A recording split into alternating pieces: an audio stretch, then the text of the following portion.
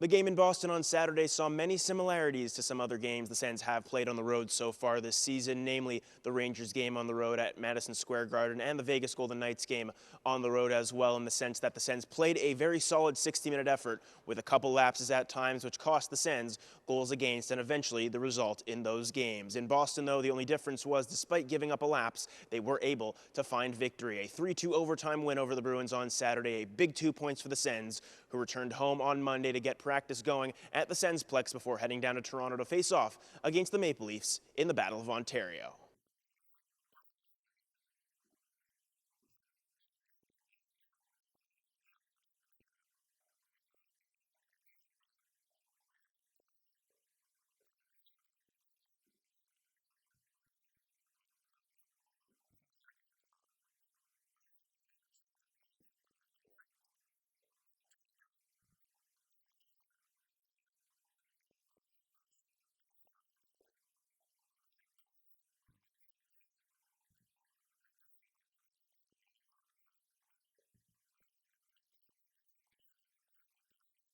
As for the news and notes from this morning's skate, Shane Pinto was back in the third-line center spot this morning at Sensplex alongside Noah Gregor and Michael Amadio on that third offensive unit. He's back there for the first time since he got hurt against Utah in October. David Perron was also once again back on the ice. He was on the defensive side of things once again, though, as an extra, skating alongside Jacob Bernard-Docker on that fourth and extra defensive pairing. And Zach Ostapchuk, who was recalled from Belleville this morning, was taking line rushes on the fourth line, subbing in with Nick Cousins on the left wing spot of the fourth line. Yeah, it's been a long couple weeks, it feels like, but yeah, just good to be back and hopefully help the boys win. My body feels good, and I thought it was good to give me a couple more days, and I just feel like I'm in a good spot. So, much like the game against the Bruins, the Sens will be looking to run their four lines effectively, especially in the third period, like they did very well against the Boston Bruins, this time against the Maple Leafs on the road. But something that was a really positive aspect of the Sens game against the Boston Bruins was that top six and the new look top six units that were out there early on in the game. Tim Stützle dropping down to the Giroux and Batherson line, while Norris was elevated to the Tkachuk and Gregg line. Both units really effective throughout the entirety of the game, and Tkachuk had success alongside Norris, picking up 12 shots in the game. Of course, the Sens are going to need their top six to be once again effective in the game against the Maple Leafs. Yeah, I think it was good. I think we, especially the first period we were on, created a lot of looks, and I felt like we didn't really give up anything except for that one goal where we kind of lost our coverage a little bit in front of the net, but that was just a scrambly play, and you're going to give up one of those. But I was pretty pleased the way we just didn't really give anything up, and obviously wanted to create a little bit more offense. But those are one of the games where we maybe don't have it 100% and just play for the win.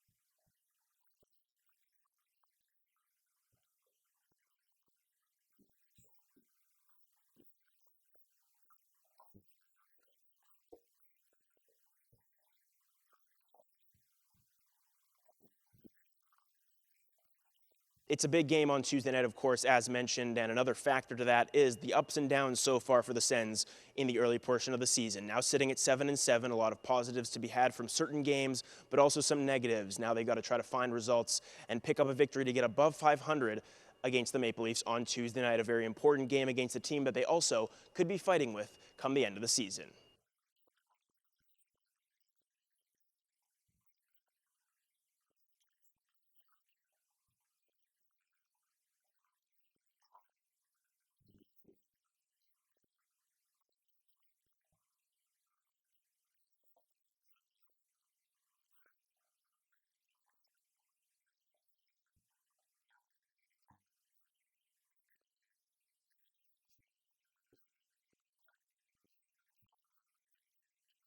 While the Sens did not skate in Boston ahead of their game on Saturday night, it is expected they will on Tuesday, getting set for the Maple Leafs from Scotiabank Arena on Tuesday night. For Sens 360, I'm Jackson Starr.